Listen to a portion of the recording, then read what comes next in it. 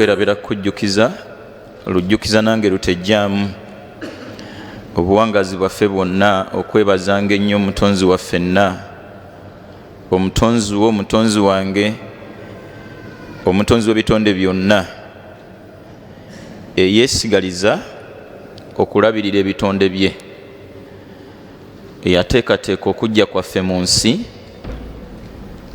n'atulabirira okutuuka olwaleero. Omwetaaga nga tonneetaaga kintu kyonna omutonzi waffe, okumwekwata olwekwata olumukkiririzaamu bwe buwanguzi bwaffe mu buli mbeera. Saba Oweekitiibwa omutonzi waffenna ebbanga lyonna alinnyise obukkiriza bwaffe mu ye, era atuuka okutujjulula nga ddala tuli mu abo ababadde tebamwinaamu kubuusabuusa kwonna. Twetaaga buli muntu ofunengayo akadde akalowooza ku mutonzi obyakkolera wakati mu kujjukira yonna gy'akujje. Nsaba Oweekitiibwa mu butuufu ate okumukkiririzaamu mu buli mbeera. Neebaza Dr. Haji Jamiru Sebalu gwe nsanze ku muzindaalo. Tusaba Oweekitiibwa atugase n'ebigambo byatusibiridde. Mbadde muwuliriza okuva we natuukidde ebigambo bya Dokita atugambye nze mbyenkutte, atugambye nti fuba obeeko kyokola. Bwe nsirikidde ku kigambo kya Dokita ne ntunuulira ekitongole ekyatuyise wano, Dokita abakulu bano abakozi mu kitongole kino balina obuntu bwe bambadde. Ekigambo ekiri ku kantu ako emabega kiri United Against Poverty. Abaakuyise wano Allah bayisirizzaako zaka mbye basinga okwagaliza kuva mu bwavu. Kati ndowooza kyekyalowoozesa abakulembera ekitongole kino wano mu Uganda. Dokita ono tumwetaaga, era ebigambo bye nsaba Oweekitiibwa atugase nabyo. Laylatul Kadiri gyakonyako Dokita, Allah yateekateeka baana w'ejjana era abamanyi, n'abagenda okugenda mu muliro nabo yabateeka era abamanyi, ne abagenda okugenda mu jjana tebalina okusaala. Kati wakati mu kukakasa nti riziki yange Allah yagiteekateeka, mu butuufu tubeere bakozi, tubeere bamalirivu. Eddiini eno teyinaawo ayimiriddewo ng'omuntu ku kugiweereza. Nkakasa bulungi nnyo nti ne bano Allah bayisirizzaako olwaleero zaka gye tugenda okufuna, nabo Allah ayisiriza mu kukola. Nabo babakukkiririza mu Allah bwe ne basirika. Mu butuufu obaolyawo ne wano tetwandizeewo. Mikwano gyange, tweteekemu omutima omukozi mu butuufu. Muzimu ku challenges ze tuyina nga Abasiraamu tuli banafu mu kukola. Kino kansimattuke busimattuse era kitwali nti tokiwulidde. Ate bwe gutuuka ku bamaseeka ne kituyitamu nnyo. Bw'okwata ku muzindaalo abadde ayina omudaala ng'oguddukako, so nga ate omuzindaalo guno kuviirayo obulungi, omudaala guli tugwetaaga nnyo, ye sponsor w'omuzindaalo guno. Nabbi sallallahu alaihi wasallam atugamba nti al-mu'minu al-qawiyyu, omukkiriza ow'amaanyi, omutakabanyi, abavubuka olumu bamuyita mupambanyi, khairun wa ahabbu, yasinga obulungi n'okwagalwa, minal mu'mini dhaifi, okusinga omukkiriza ngalo obunani. Hadith eno amaanyi geetegeeza omukkirizo ow'amaanyi, omupambanyi, omutobi, omukakalukanyi. Okusookera ddala amaanyi bategeeza ga bukkiriza mu mutonzi wo, n'oluvannyuma ne gabeera amaanyi mu kukola. Omukkirizo ow'amaanyi atakabana mu buli mbeera, yasinga obulungi mu maaso g'omutonzi waffe n'okwagalwa. Ekituufu takoma kuba mulungi na kwagalwa mu maaso ge yatutonda yekka, wabula ekyamazima ne mu bantu. Tukkanye nange bazadde bannange, waliwo omuzadde ayagala omwana atayagala kukola kintu kyonna, nga ye omwana ali awo omulimu gwe omukulu gwakulya buli, waliwo amwegomba? Mu layini eyo yennyini ne mu bantu betuwangala nabo mu butuufu omuntu atayagala kukola si mulungi. Nsaba Allah ow'ekitiibwa tuwe okwetuuza ng'Abayisiraamu, tukwasaganyize wamu ne baganda baffe bano. Allah ayisizeeko okutujja mu bwavu ya Rabbi. Kigambo bwavu, ye Umaru yagamba nti obwavu abakuba muntu, ye Umaru agamba nti nandikoze buli kyonna, obwavu abakuba muntu nandikoze buli kyonna kyensobola, ye nandirese musse ntakirize ku bantu. Nabbi n'atugamba sallallahu alaihi wasallam nti bo obwavu ne yibba ba mukwano nnyo tebateŋŋana n'obutakkiririza mu Katonda. Saba Allah ekitiibwa tutaase obwavu ya Rabbi.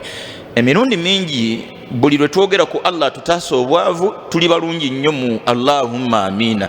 Ne Allah mu kututaasa obwavu naffe tuteekwa okusitukiramu nga totunulidde embeera yo. Ntunira muganda ng'ono aliko obulemu, mikwano gyange, nga Allah akkiriza innamal a'malu binniyat, innamal a'malu binniyat. Allah agenda kutuusa omuntu ku buwanguzi bwonna kasita anaalaga obumalirivu.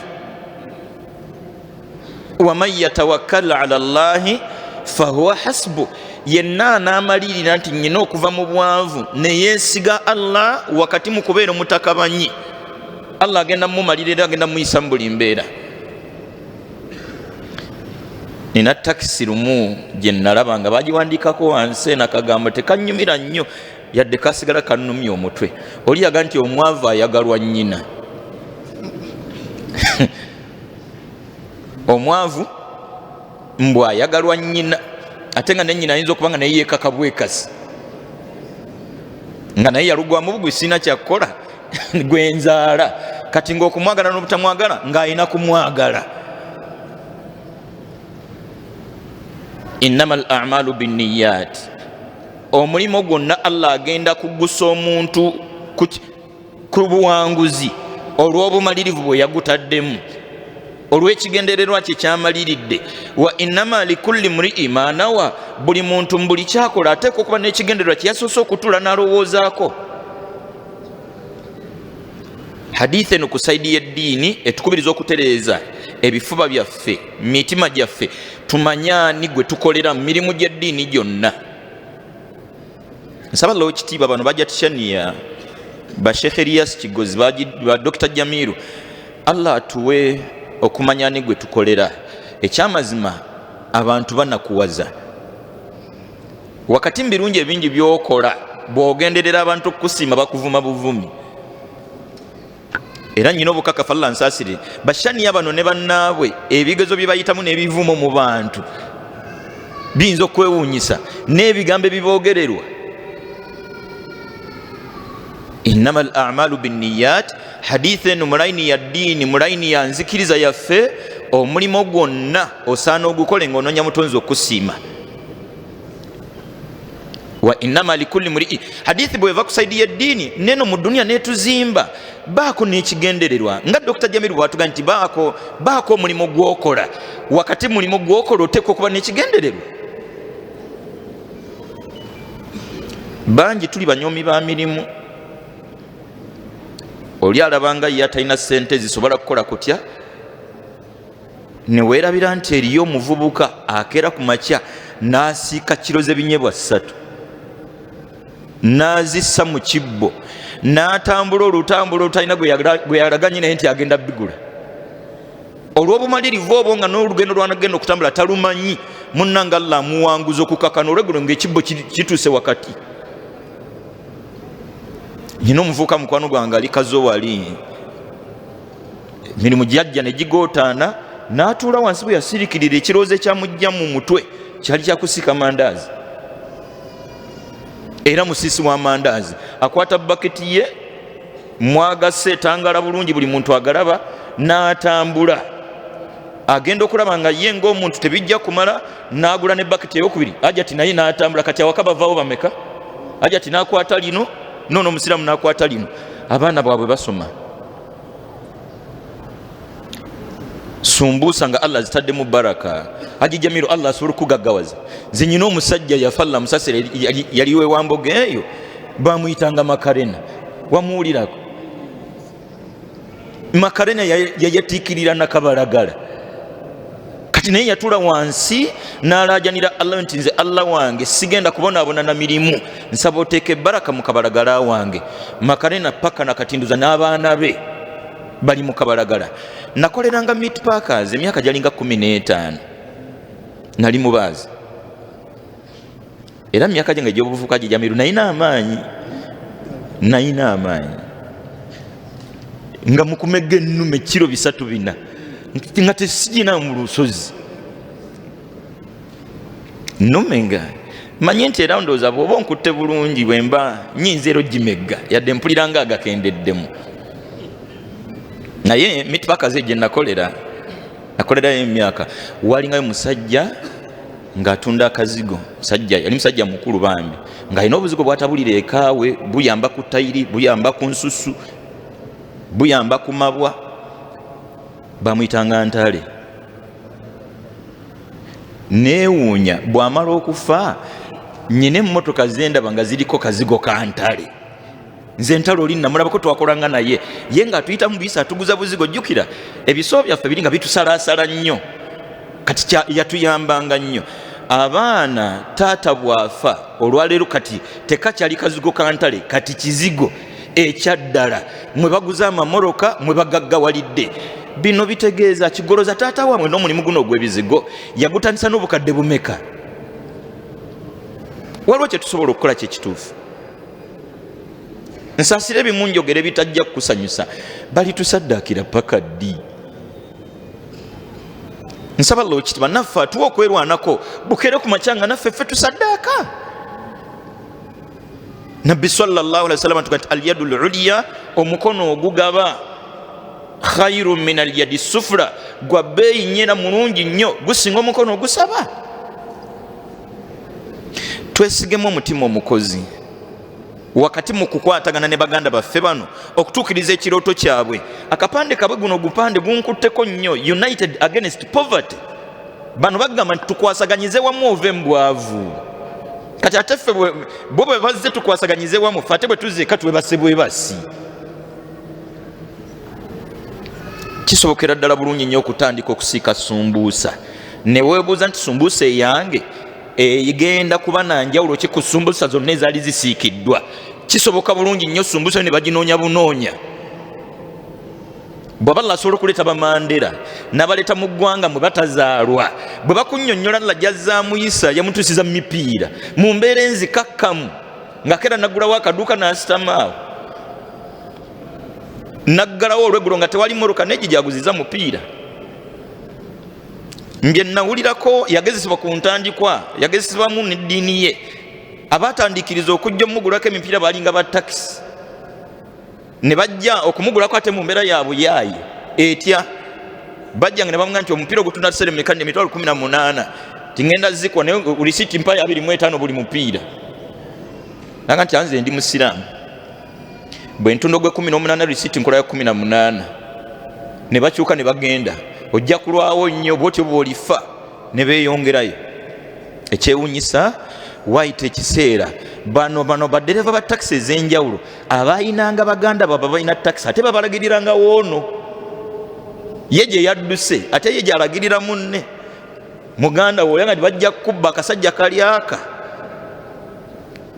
kati olaba ono yaganye emitwalo 7 ogiteeka ku receipt sijja kutunda kankuma obwesigwa. Bino birina kye bitegeeza mu bulamu bwaffe. Twali wano ne Dr. Jamiru ono n'abantu batwali nabamambuka ku olwo era ono ani yankubidde namugambye temunsula mba oluzungu nga luli. Nasanga Dr. Jamiru oluzungu alufuuwe tabufuuwesi mutubanga nti anzi bano tebambuulidde nga simagamaga gye nali nterese lwange nga ndugattagatta nga lufaanana bwetu. Naye kyenjagadde mu bimu ku bye twagaba lwe twali wano lwe nasemba okubaawo yali maama wange mukyala mulema. Yali yakanzala emyezi nga 3-4 najja omuliro gwamwokera ddala bulungi. Enviiri zonna zajja inako kapati katono nnyo ak'enviiri. Eriiso erimu ne lirugenderamu alina eriiso limu. Engalo zonna tayinaako byasigala bitundu. Kati buli lwe yeerwanangako omuliro guno n'engalo nazo ne zisiriira. Bw'amala okujja amala emulaga emyaka nga 2 ab'eŋŋanda mikwano tebaddamu kwagala kumanya. Oluvannyuma lala n'amuwaayo omukisa omulala. Obulamu bwakaluba kuba ku luno mukyala mulema atandikiriza okusiika kabalagala okusiika sumbuusa. Ekituufu ng'enfaanana ye n'anamugulako sumbuusa alabira ddala nga tezijja kuliika ng'ofaanana otyo. Mbu mu lugendo lwe ng'agenda okugula ebisiika sumbuusa n'amanda biki butto byagenda nga bwalonda obwanda n'eminwe gy'amatooke egyagudde agenda obigattakata ng'obulamu tajja kumalako. Awuliza ng'alina omuvubuka baasomako naye Abaasi ng'ali Kyakatebe w'oviiramu ku lw'Emubende nodda munda kilometers nga 6-7 mukadde ng'afeffetta musajja gwe yasomanga naye. Abaana yali alina abaana 2 be yasembayo kuzaala. Mukadde omusajja aba ali awo nga ojja atuuse amwanirize tusanyusa okulaba nti sanyuka mpola nzijidde ddala. Mukadde nga bamuwa kafumbira wasulewo. Enkeera bakeera mu nnimiro bonna mulema. Mukadde maama enkumbi agiteeka kungulu kwa mukono kuno n'agisaako mukono mulala kungulu. Kati omuyini ne guyitamu ne guyingira mu nkwawa. Mukadde alima oyinza obutamugoba. Enkumbi agigira agituhumuza ku mukono kuno kungulu ku nkumbi n'ateeka guno kungulu guno omuyini ne guyingira eno mu nkwawa. Mukadde akabala asiga ne speedi kwalimira oyinza obutamugoba. Abaasa amusuza akabanga bwe bakeera okulima olubimbi olwawaka. Olweggulo n'anoonya ebipakasi. Mu bipakasi ebyo mwe yajja akasente akapangisa ekifo ekikye alime ebibye.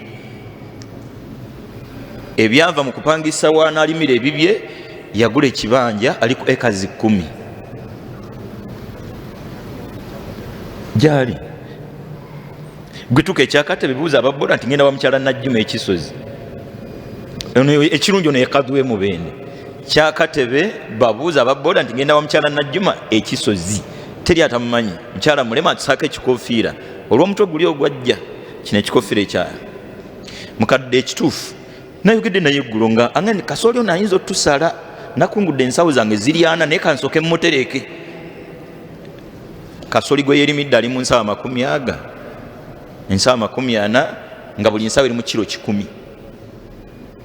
Bino simanyi kye bitegeeza eri gwe nanga balina engalo era abalamu. Mikwano gyange tubeere bakozi tubeere bakakalukanyi okutuukiza ekigendererwa ky'Abaganda baffe bano united against poverty. Bani abalina okubeera united bali bakwasize wamu akasente katutuukeko naffe tugatte nabo tutandike mpola mpola. Ekigambo ky'okusevinga kya mu ddiini. Obuzibu bwaffe nti mangi akasente ketujja tufuna akatono oli anyumiza mu banira nga nti nze sifuna sente. Ze bayita sente zitandikira ku mmeka wangi ekyebiri bakiyita batya. Kati atafuna sente aba ategeeza ki Dr. Jamiru? Dr. Ganti abana ekikyamu twesseemu omutima ogusevinga. Nzalla nsaasire endowooza ninamu akasigo ka maama ye Meat Packers mu Nteze Gambye. Nali nasoma eddiini era nga nyina dalasa zange naye nga dalasa zindaba navudde ku mulimu. Twatambulanga essaawa 8 ogw'ekiro buli lunaku okumala emyaka 15. Nnyo olumu twatambuzanga bigere era twagawanga nnyo mubabbi ku Kittanto okwo ku Yusufu Lule ogweri ku Garden City. Awo walinga wabagala ebyobwereere. Natambuzanga bigere okusooka. Allah tusaasira tunoonya akasene mpola nengula akagaali kange kali ka mitwalo 6 nenkatwalewo makanika bamuyitanga Kibalama kali kafuddemu n'akabba yakatunda butunzi nanzizayo ku bigere. Ebigambo byange bino simanyi kye bitegeeza gy'oli. Osobola okusevinga era Allah asobola okukulaakulanya. Ekikulu mu byonna kwesiga Allah waffe na kubeera bakakalukanyi. Ejjana Allah yagitegekera buli aligiyingira n'atuteekako ate okusaala. Nabwo otyo Allah gwe yategekera obugagga ekituufu ayina byateekateeka byalina okuyitamu. Kyova omukulembeze w'eggwanga bwe bakunyumiza olugero lwabwe okutuuka mu bukulembeze tebyali byangu. Obumalirivu bwaffe Allah ajja tutuusa ku bigendererwa. Abaana baffe balina okusoma. Bank slips ogenda zitwalira ani enkya neerero ne luli n'ettaamu ejja n'omwaka ogujja. Ani gwogenda ozitwalira atalina mwana we? Please, wakati mu myaka gyo n'embeera zonna Allah wakumanyi bulungi nnyo akwagaza bumalirivu obumutaddemu obwesige n'okkakalukana. Allah alyoka atutuse ku buwanguzi obw'enjawulo. Kigambo kusevinga. Nze bwe ntandika okukola Meat Packers ntambula omwaka nga 2 nali nfunira wakati wa siringi 7 ku mutwalo. Ekyamazima nga tezimmala. Nyumba nali nsula muyagu mu kitundu. Allah nsasira bwe ntulamu naga nti ekituufu nze sijja kulinda kufuna ssente nga bwe bagamba. Zino nze nfuna leka zisoke zibeere ssente.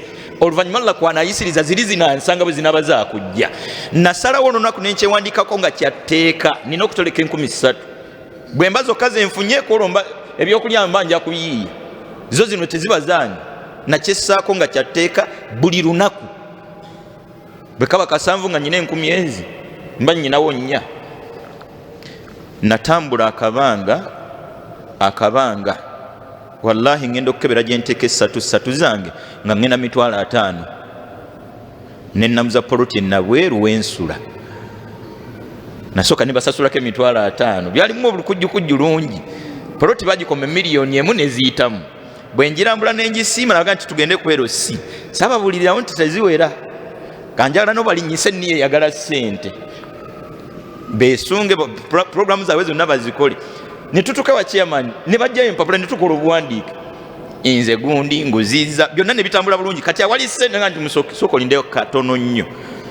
Nenne kwanga nti kakati kye tugenda okukola nyina mitwalaga niyogera kumpe emyezi egi nkwe balance ninga nalinka kisanti sola mufuna myezi 2. Ekizibu kyange n'obwetaavu bwange bwali zino sente zo bazitwale.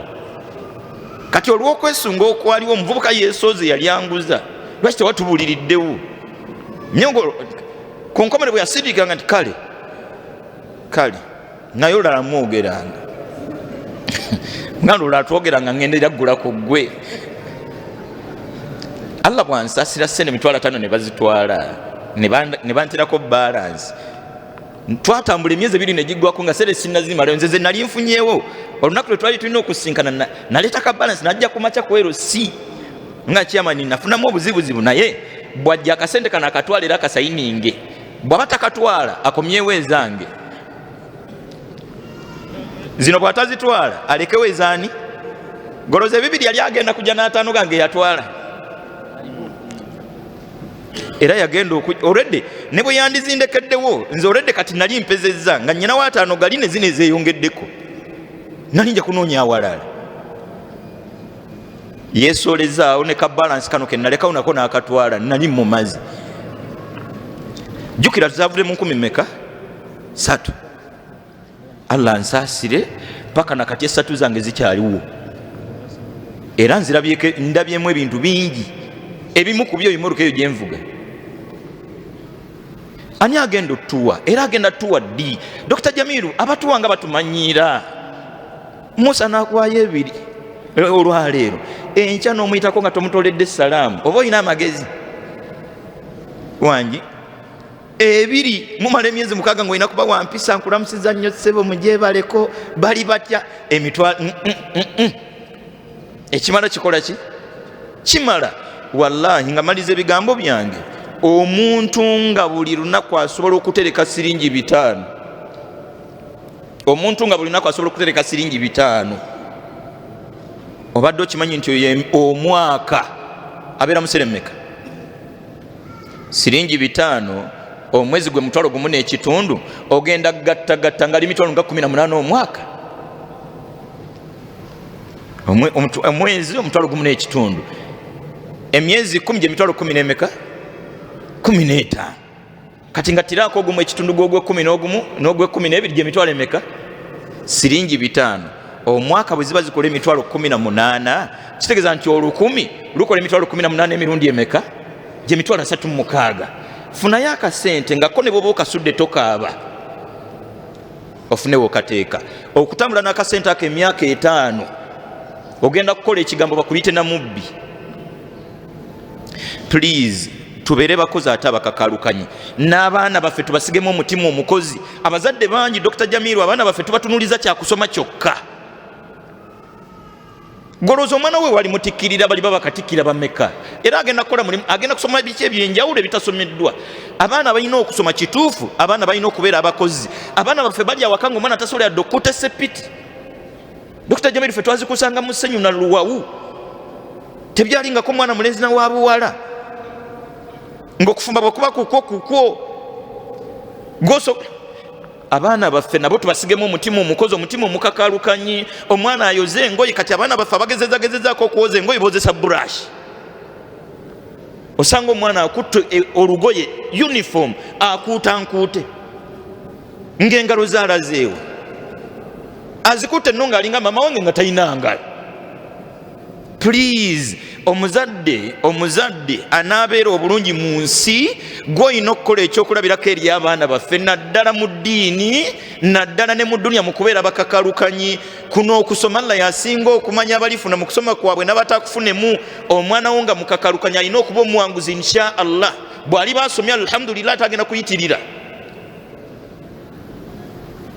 Bahamu basoma mateeka, Hamu nayingira ate busuubuzi. Mikwano gyange baganda bange, tulwanagane tuyambagane n'abasajja bano. Mu butuufu omusajja ono Allah gwayisirizaako akasente kano takumanya era tayagala kukumanya, naye kimuluma okuwangalira mu bwavu kwekola programu yaabwe eno. Tubeere united ffe nabo against poverty. Sabala w'ekitiibwa atwokwerwanako, Allah atwokwerwanako. Omuvubuka akwata treza amagi 2 enfumbe n'atambula ekibuga kyonna. Allah n'ayisirizaako ekyokulya kye ne landiroodi n'amusasula. N'abamu ogenda okwogera nabo nga gati annagula ente mu kyalo. Bw'otunuulira abasajja abanyankole mu mbeera gye tukuliddemu, bajjanga mu kibuga nga balinga abagenda ebweru, nga bapangisa ruumu yaabwe egi nga bagirimu 8, nga tebaagala kumanya mulimu ki gufaanana gutya, nga basindisi ba bigaali batambula na kitambula. Tulina omuvubuka omulayini bamuyita Master Senior waffe bwayise wali n'ekizindaalo ki alikodinga ebigambo bye ne byatunda, buli ala butunda atambula na bitambula. Abo abasajja munnaye mu ruumu yaabwe ya mitwalo 7 bagisulamu 8, sente zipangisa nazo ziba zikkakanye, wekanga buli muntu akwata 15 ku mutwalo. Simanyi bana kati bakyabikola, naye buli Desemba bekolangamu omulimu ogutikka oguddeeka. Ekyamazima mu kuddeeka nga bagenda n'ebintu ffe bye tutasigazza. Wangi gali wanga ali awo yemagazza nga mugisha, atisse omufaliso, atisse suitcase, atisse ate nga alina ne sente enkalo okukkakana ng'akakasizza nti omwaka guno mu kyalo nguzeeyo ebirume byange bimeka 2. Ddayo osiriikirire, waliwo ky'osobola okukola. Dr. Jamiru Jasa tusigira busigizi kifaananyi. Bw'onoogattagatta obwo ng'oli Allah kyajja okutuuza mu mutwe gwo. Tokayana na mutima ekyo Allah kyakutaddemu, please ky'oba ogenda nakyo. Mukadde maama nze Allah yamunoonyesesa muvubuka gwe yasoma naye. Era maama okumujja mu kyalo kati ne bw'otwala tingatinga tomuleeta. buli kika kya mmere akiyina, mbimu ku byewunyisa. Enjala bwegwa ku kyalo okwo ate bonna bajja wuwe. Kati n'okulima yakukendeeza alinda bana bangalo bunani. Ojja ozunga simanyi njagala ekikolo kya muba nga ntikwata enkumbi okuva wano newali omulema. Era olumu abeera mu nkiiko z'ekyalo, olwolumu alina lweyanga nti bagenda ne balangira nti bannange abaliko obulemu mulina ebintu byammwe kugombolola. Buli eyawulira ekyo yasonga ku nze Najjuma. Nagala bano none yakaveewa nga anonye muwogo, kati nze ndiko obulemu. Ono alina obulemu mu mutwe. Nze mbuyina ku mubiri, kati kufe mbyanya aliko obulemu. Ye nga alaba bano abajjeewo okupakasa be basaana okugenda banoneyo biri ye talina bulemu. Ye nga nti omutwe gwe mulamu nnyo teguliko bulemu, jasa obulemu buli eno ku mubiri. Kati ate bano obwongo buliko buki? Kati bano bagende banone ebintu byabwe era tagendayo. Nsaba Allah w'ekitiibwa mu butuufu ate okwetuuza era ate okufumiitiriza okwanayisiza otuggusa ku kalima ako Allah kanaatutiramu omukisa atujje mu bwavu ya Rabbi. Nsaba Allah asaasire baganda baffe bambi abeerekereza. Mmanyi nti nabo balinayo ab'eŋŋanda, balinayo ab'emikwano, ne Allah w'ekitiibwa ateeseteese ffe. Luno lusobola okubeera oluno nalwo olwa zaka, Allah kwasobola okuyisiriza n'akujja mu bwavu insha Allah. Otandika n'embuzi egi ya mitwalo 17, Allah n'agiteekamu omukisa. Otandika na nkoko, Allah n'aziteekamu omukisa. Kabalagala kukuba ngatto, waliwo ebifo nga ddala biri prime nga watuddeawo nga Allah asobola okuyisirizaako. Tuddeyo tusiriikirire ekigambo kya Dr. Jamilu kyankutteko. Baako nekyokola insha Allah. Nsaba Allah w'ekitiibwa ateeka omukisa mu bulamu bwaffe na ya Rabbi. Allah atutaase obwavu. Nsaba Allah atutaase obwavu ya Rabbi. Allah w'ekitiibwa tutaase obwavu. Wakati mu kubututaasa Allah tukusaba tulowoozese wa wono yisizo tujja mu bwavu ya Rabbi. Awo wenyini wono obutulowoozeseza Allah oteekewo omukisa. Allah tufule kyakulabirako eri abantu okusiramuka. Katonda alina nnyini gaba bugagga. Ekyo mukikkiriza? Awo akikkiriza wanika omukono nti nkikkiriza Allah ye Razzaq. Abantu bangi abatudde wali n'abakola ku Supreme Council bennyini n'abaala abatudde wali ku geeti tebabakkiriza kuyingira ku jjeeno kubanga tebaayitiddwa. Buli atudde wano akasimu kazze mu simu eziri ennyingi ne kayita ne kagenda mu kampuni ya MTN ne kayitamu ne kagamba nti kagende wa Muhsini. Esimu nevuga. John abadde mu ofiisi yange ekaliiti eyo omukyala najja n'angamba Sheikh nafuna ebizibu. Yali asuubula bucupa buno obubotozi bwe bamaze okunywamu amazzi. N'angamba naye obucupa nagenda obutunda eri omusajja abugula. Omusajja abugula obucupa bwe nabumutwala n'angamba ojja kudda enkya nkuwe ssente zo. Naye ne bajja ekiro ne batwala seefu ye yonna kubanga mwalimu ebintu bana batunda scrap mu kimanyi olumu bagulyamu amasepiki gammwe abalamu ebinika byonna. Poliisi nejja nezingako ebintu byonna n'ebitwala n'omusajja ne bamutwala. Omusajja agamba nti nali nkozesa omwami omukyala ngamba nali nkozesa kapito ya mitwalo 17. Kati olwaleero sikyalina naye noonyayo emitwalo aga. Ne mubuuza emitwalo 2 gigenda kukola ki? N'angamba ndi musuubuzi ntunda mpafu. Endebe y'empafu njigula siringi emitwalo 12 nenjipimamu nenjijjamu emitwalo 2. N'angamba nina abaana 2, ninako n'owa sekendule eyatudde siniya 6 agenda kutandika kusoma university. Talina mwami yeerabira mu mpafu ezo zatunda kapito w'emitwalo 12. N'angamba era senga seko nfuna emitwalo 12 nja kuba mmaze. Anoonya emitwalo 10 atundyawo abatunda abamanye 14 kaliti atuula awo omukyala munene bw'ati eno entebe ayinza ogijjamu naye atunda mpafu. Anoonya emitwalo 10 aga atandike bizinesi yaki y'empafu. Kati kino kye mufunye bugagga. Allah okubanga abalonze kitegeeza nti Allah abalonze abaagaliza kirungi. Ensimbi ezo ze mugenda okufuna si zange si za Jatishaniya era ku ffe ffenna abatudde wano twali nnyinizo. Naye waliyo abaazitutisse tuzibatuuseeko nga baagala beegomba okulaba nga obulamu bwo bukyuka kubanga bawulira era bawulira nti waliyo abantu mu Afirika abetaaga okukwasizaako ndoga bisimillah ezaka yange kanjitole okuva mu mali yange egende eri abantu bano ebayambeko. Sheikh akasente kemugenda ofuna katono nnyo naye ate nyingi nnyo kwoyo ategedde value yazo. Senga omuntu afuna emitwalo 5 osobola okukola bizinesi zino wammanga. Senga omuntu ofuna emitwalo 10 osobola okukola bizinesi wammanga.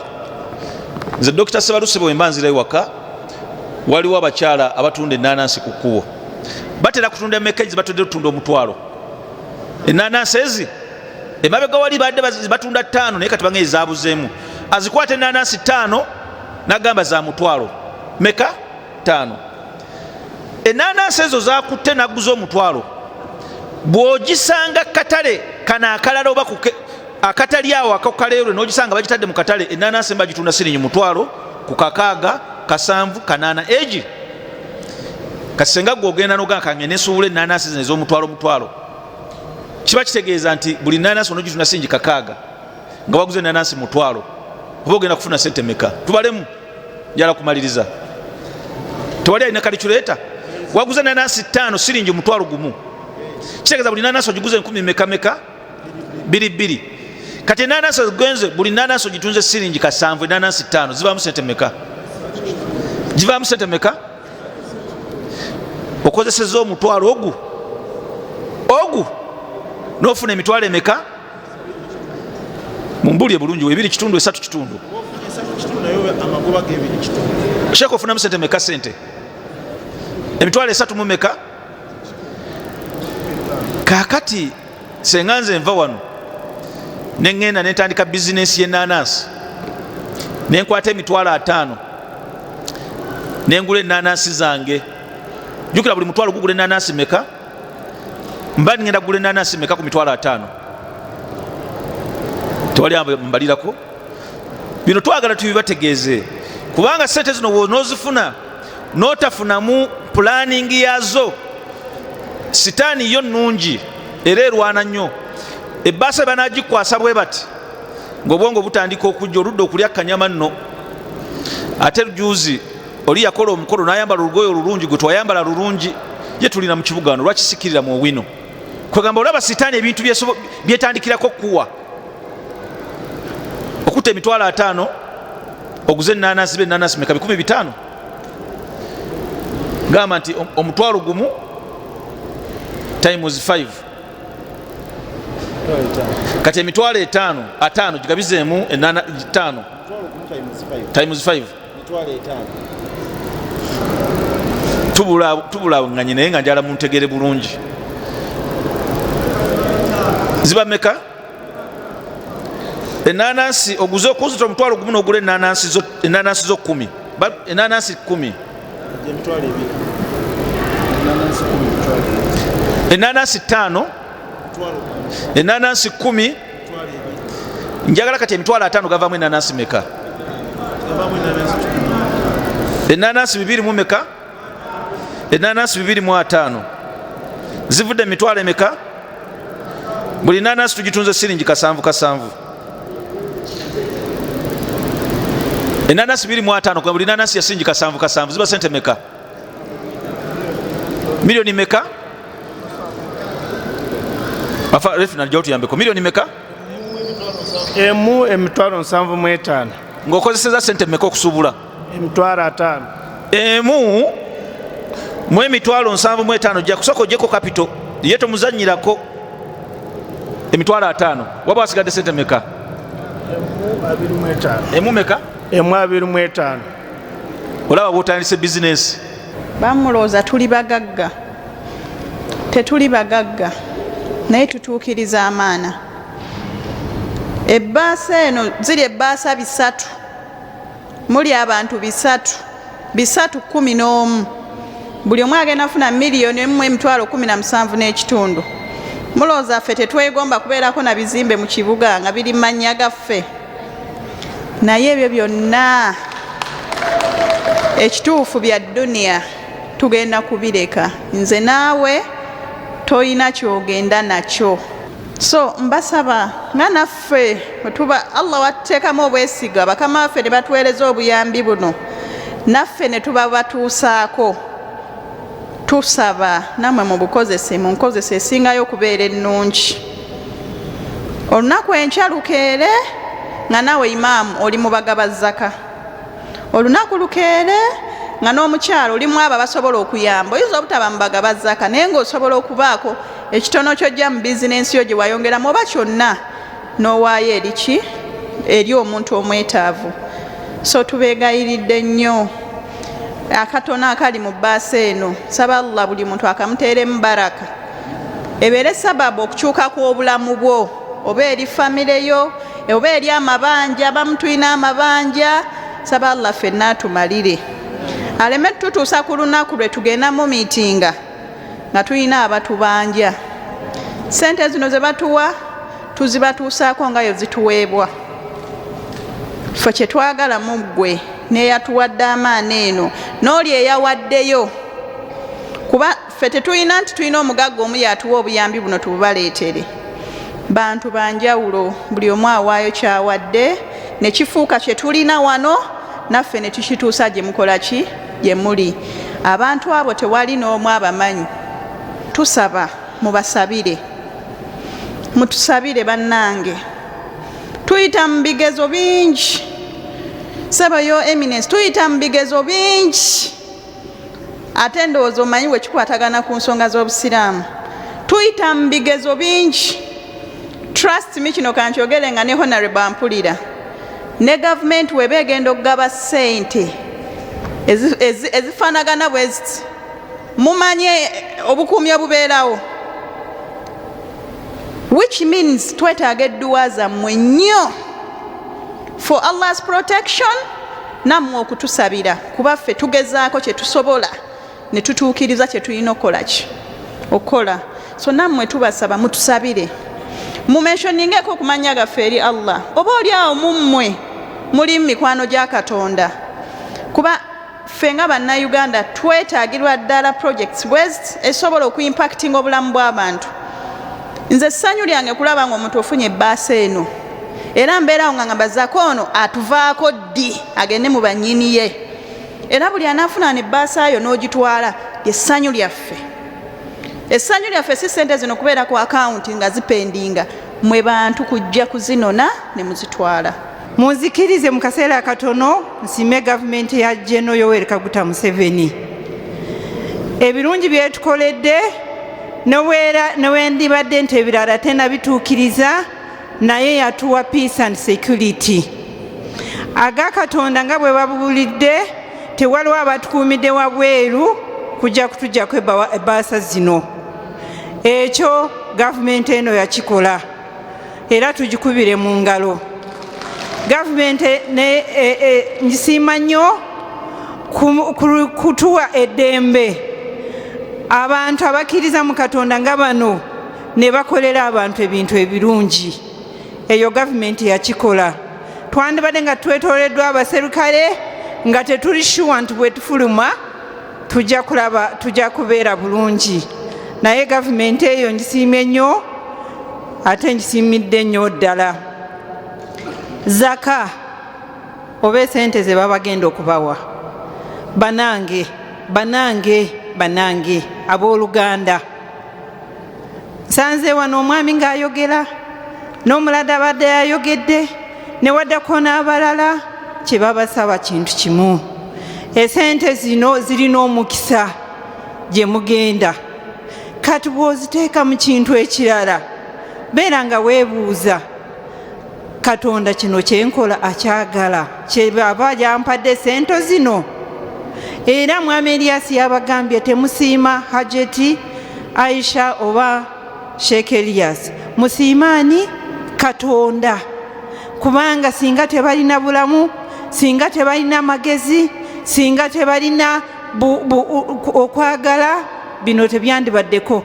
Bagambye muli wano abantu 3 kati mugateze ze sente meka. Omanye nti zigula ekizimbe mu Kampala? Naye bazejeeko ne bazibawa. Mwezi okugamba anti abo Abasiraamu bo baagagawala. nkimanyi mu mitima gyammwe abalala balowooza bwe batyo. Tewaliwo obugagga bw'otuuka n'ogamba zino esente sikyazaagala, era asingayo obugagga yasingayo kwagala ne sente, naye bazigyeko ne bazituwa.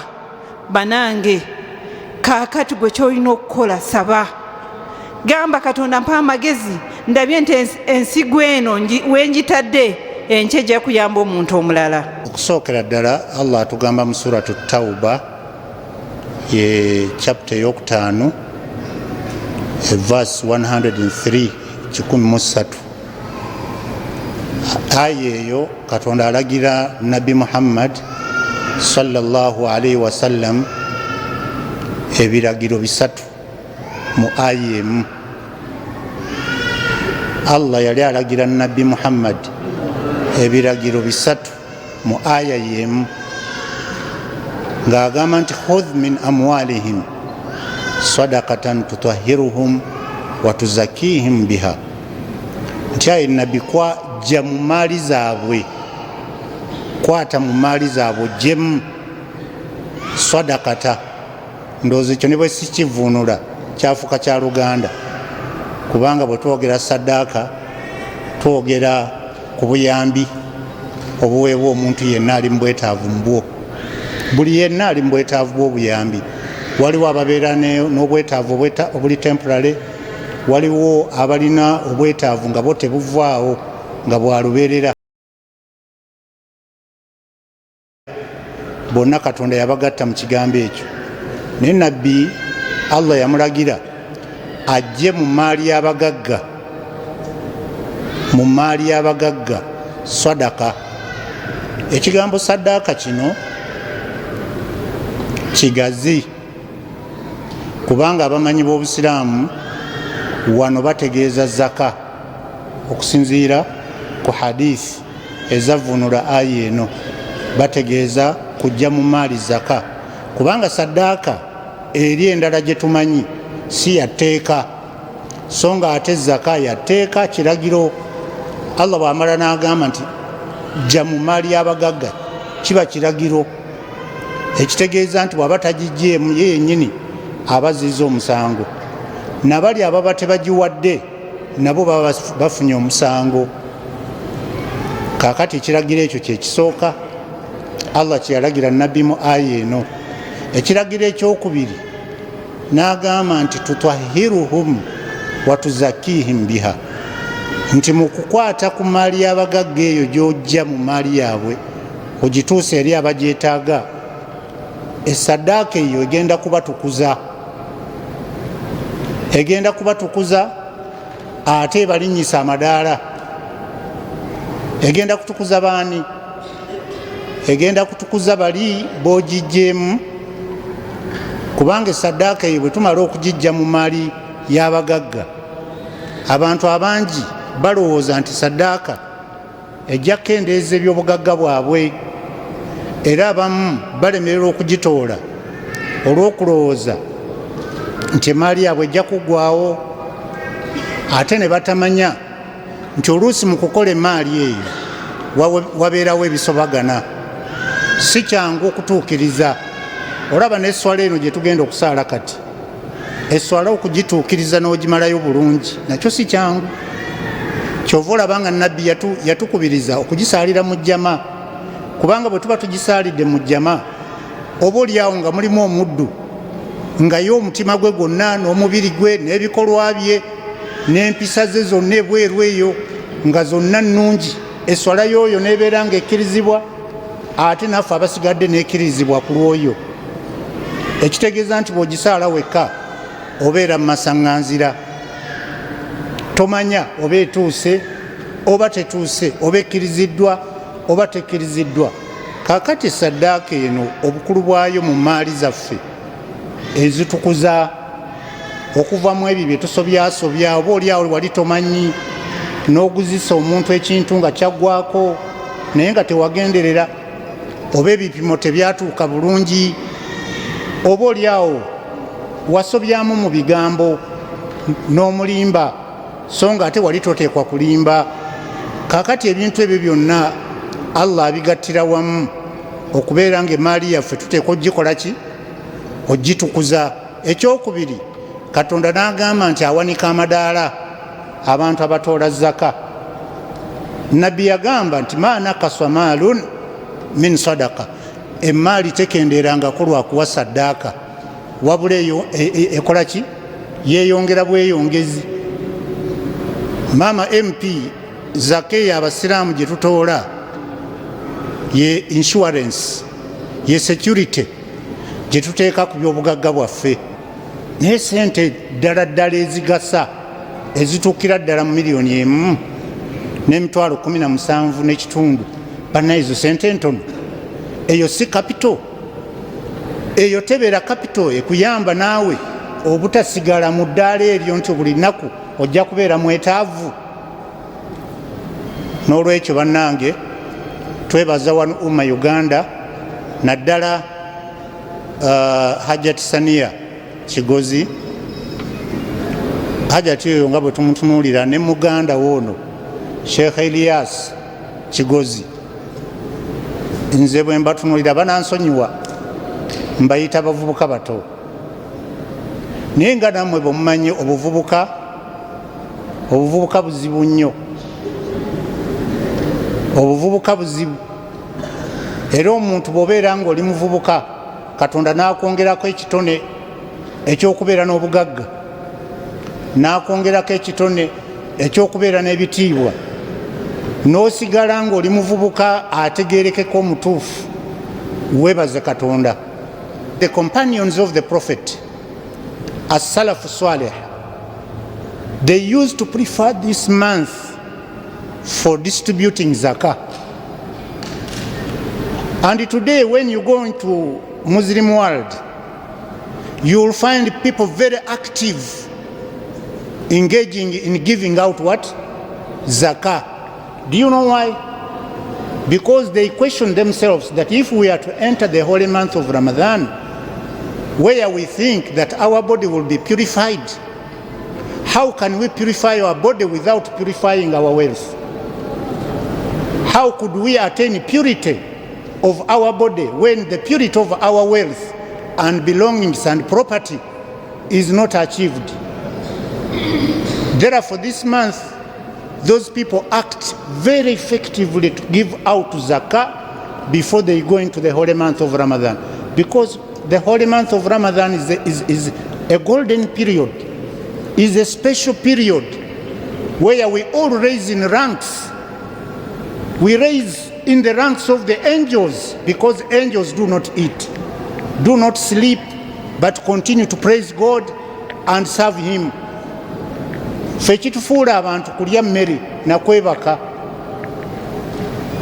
Omukirabye ekintu ekyo? Kati bali bannaffe baali beetegekeranga nnyo omwezi gwa Ramadhan, era nga kye basinga okukola ekikulu kuwa zaka nga bagijja mu maali yaabwe. N'olwekyo bannange, twettanira ebintu ebyo tubikole. Ffe abalina zaka tugitoole. Ate njagala okubategeeza, omuntu yenna bwe yeeteeka mu ttuluba lyabo abeetaavu n'atwala zaka aba atwala kikolimo.